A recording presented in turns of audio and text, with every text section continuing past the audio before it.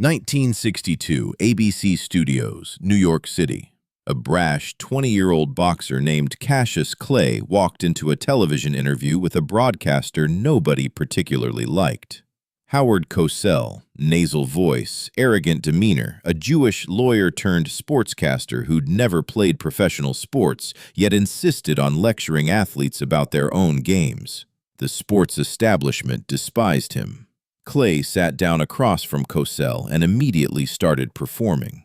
Not answering questions, performing. Predicting victories in rhyming verse. Calling himself pretty. Declaring himself the greatest fighter who ever lived before winning a single major bout. Most interviewers would have shut down the theatrics. Cosell leaned into them. "You're being extremely truculent," Cosell told Clay, using vocabulary no other sportscaster would dare employ with a young black boxer. Clay paused, looked confused, then shot back. "Whatever truculent means, if that's good, I'm that." The exchange was electric, intellectual sparring disguised as sports interview. Something clicked in that moment, two outsiders recognizing each other. Cosell was hated by the sports media establishment for being too opinionated, too intellectual, too willing to discuss social issues instead of just scores. Clay was dismissed as a loudmouth who'd never back up his boasts. Both were underestimated. Both were brilliant self-promoters who understood television was changing sports forever. Over the next 2 decades, they would conduct hundreds of interviews, engage in theatrical verbal battles that became American cultural moments, support each other through career-threatening controversies, and build the most famous relationship in sports media history.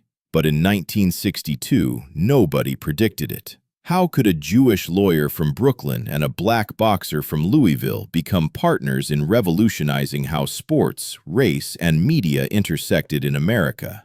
The answer was simple. They needed each other, and they knew it instantly. February 26, 1964. The day after Cassius Clay shocked the world by defeating Sonny Liston, he made an announcement that would test every relationship in his life. He was joining the Nation of Islam and changing his name to Muhammad Ali. America's sports media responded with unified rejection. Almost every major sports writer refused to use the new name. "I'll call him Clay until the day I die. Cassius Clay is his legal name. I won't be told what to call someone by a religious cult." The refusal was nearly universal, a coordinated effort by white sports journalists to delegitimize Ali's chosen identity. Howard Cosell broke ranks immediately. On ABC's Wide World of Sports, he introduced the new champion as Muhammad Ali. The backlash was instant and vicious. Network executives received thousands of complaint letters. Sponsors threatened to pull advertising. Fellow broadcasters accused Cosell of pandering, of enabling radicals, of betraying journalistic standards. Cosell's response became legendary. "His name is Muhammad Ali. That's his legal name. If Lou Alcindor can become Kareem Abdul-Jabbar, if Cassius Clay wishes to be called Muhammad Ali, it is not my place as a journalist to decide what a man should be called. I report facts. That is a fact." But Cosell's decision wasn't just journalistic principle, it was personal loyalty. He'd built a relationship with Ali when the kid was dismissed as a loudmouth. Now that Ali was controversial, Cosell wouldn't abandon him. In private, Cosell told friends, "I don't agree with the Nation of Islam's teachings, but I defend absolutely Ali's right to choose his own name and religion." That decision, using Ali's chosen name when virtually every other American broadcaster refused, cemented their partnership. Ali never forgot who stood with him when it mattered most. The Ali-Cosell interviews weren't interviews, they were performances. Theatrical verbal boxing matches that drew viewers who didn't even care about sports.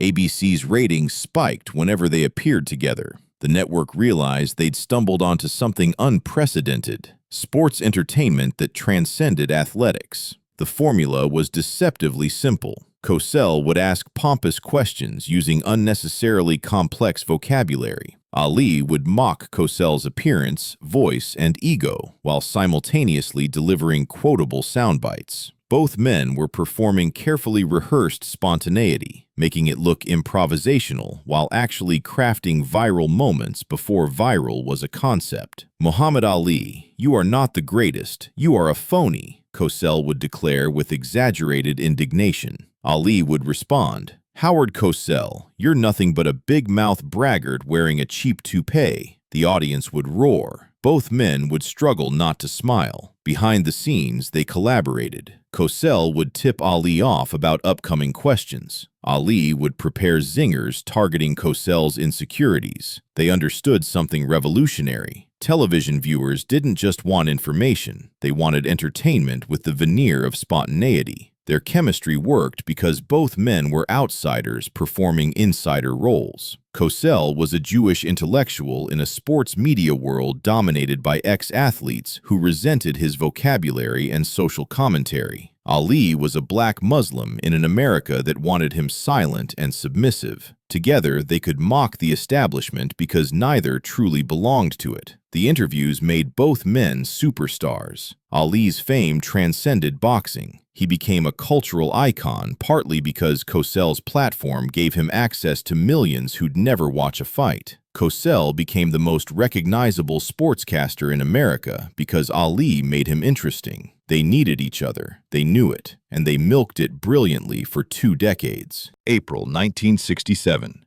Muhammad Ali refused induction into the United States military.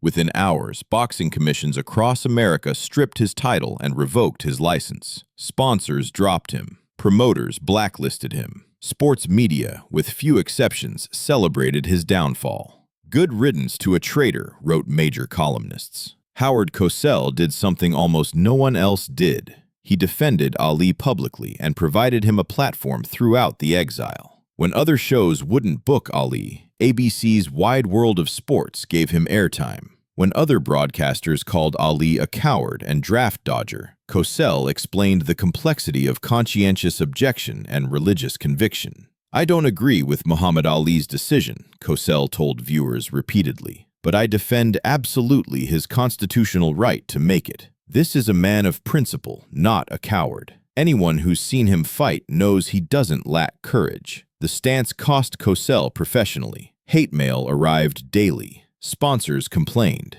ABC executives pressured him to tone down his support. Fellow sportscasters accused him of being un-American, of siding with radicals over soldiers dying in Vietnam. Cosell never backed down. During the 3.5 years of Ali's exile, Cosell interviewed him regularly, keeping Ali visible when boxing wanted him erased. They discussed poetry, race, religion, politics, topics that had no place in traditional sports broadcasting but defined the cultural moment. Ali recognized what Cosell risked. In private conversations, he told friends, "Howard stood with me when it could have destroyed his career." That's real friendship, not just television friendship. The loyalty went both ways. When Ali returned to boxing in 1970, he granted Cosell exclusive interviews, gave ABC preferential access, and continued their theatrical partnership even when bigger money came from competing networks. They'd moved beyond professional relationship into genuine bond, built through crisis when loyalty actually mattered.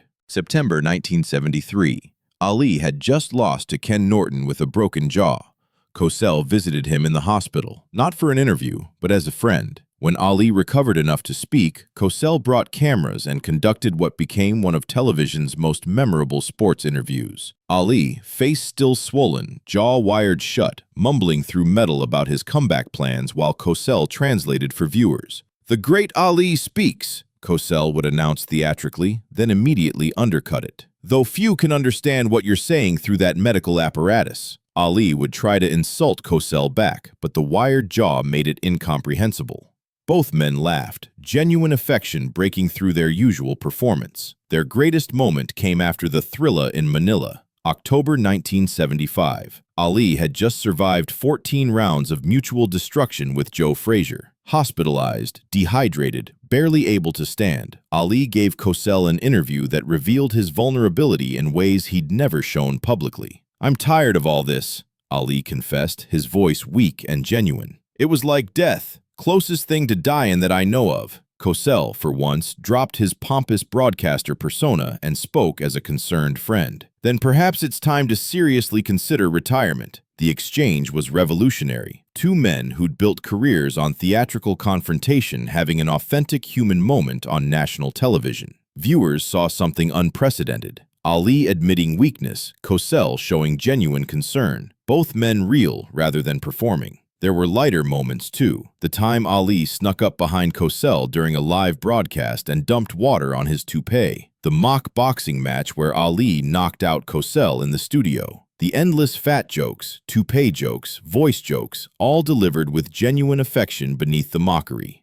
The relationship was complicated. Genuine friendship coexisted with mutual exploitation. Both men needed each other professionally, which sometimes created tension beneath the public camaraderie. Ali privately complained that Cosell profited from their relationship, built an entire broadcasting career partly on access to Ali. "Howard made millions off my name," Ali told friends. Every time ratings needed a boost, ABC called Muhammad Ali. There was truth to the complaint. Cosell's star rose in direct proportion to Ali's fame. Cosell had his own grievances. He felt Ali took his loyalty for granted, that the theatrical insults sometimes crossed into genuine disrespect. During one 1974 interview, Ali called Cosell nothing but a white man making money off a black man's sweat. Cosell was visibly hurt. The comment touched something real beneath their usual performance. The Nation of Islam relationship created particular tension.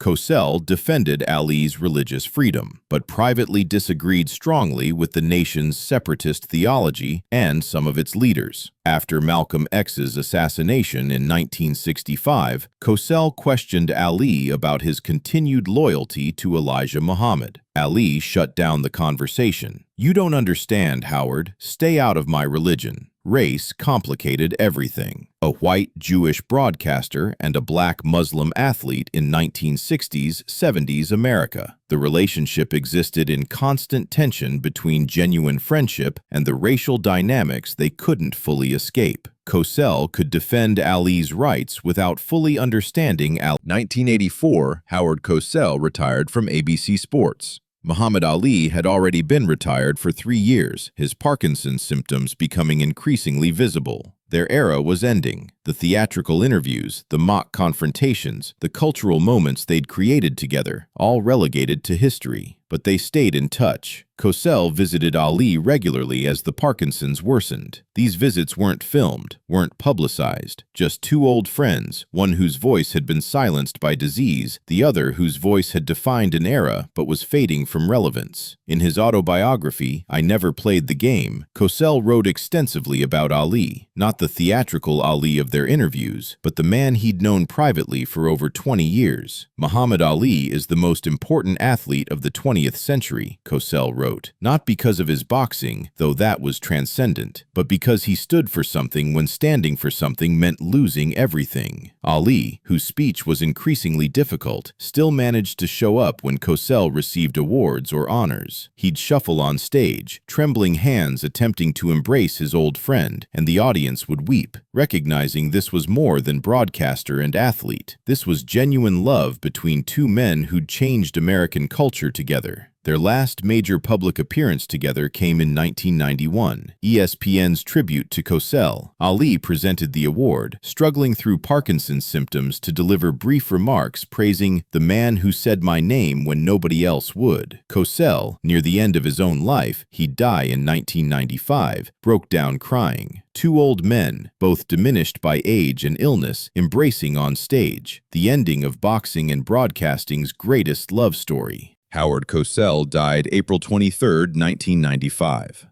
Muhammad Ali, though his Parkinson's made speech nearly impossible, insisted on attending the funeral. He sat in the front row, trembling hands folded in his lap, as speakers celebrated Cosell's revolutionary broadcasting career. Multiple eulogists mentioned the Ali relationship as defining Cosell's legacy. Howard gave Muhammad Ali his name when America refused to, one speaker noted. And Ali gave Howard relevance when sports broadcasting was dying of boredom. Both statements were true. Their partnership had fundamentally changed sports media. Before Ali and Cosell, sports journalism was scores and statistics. Athletes gave generic answers to generic questions. Broadcasters maintained emotional distance. The Ali-Cosell model introduced something revolutionary. Sports figures could be interesting as people, not just athletes. Controversy could be entertainment. Broadcaster and subject could have dynamic relationships rather than sterile Q&A.